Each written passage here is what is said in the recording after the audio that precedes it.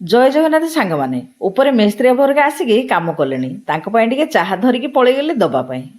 ଆସିକି ଟିକେ ପାଉଁରୁଟିକୁ ଭାଜିଦେଲି ବଟର ଟିକେ ଦେଇକି। ମଉସାଙ୍କୁ ଦେଇଦେଲି କ୍ଷୀର ସାଙ୍ଗରେ ପାଉଁରୁଟି ଖାଇବା ପାଇଁ।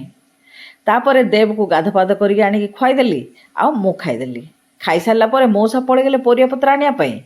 ଆଉ ମୁଁ ଖାଲିଟାରେ ବସିବି କାହିଁକି, ସେଥିପାଇଁ ବାରିକି ପଳେଇ ଗଛପତ୍ର ଟିକେ ଅଣ୍ଡଳା ଅଂଶା କଲି।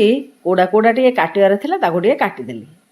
ମଉସା ନେଇ ଆସିଲେ ପରିବାପତ୍ର ସବୁ, ତାକୁ ଟିକେ କଟାକଟି କରି ବସେଇଦେଲି। ଗୋଟେ ସାଇଡ଼୍ରେ ଡାଲମା, ଗୋଟେ ସାଇଡ଼୍ରେ ଆଳୁ ଅଲଡ଼ି ଭଜା।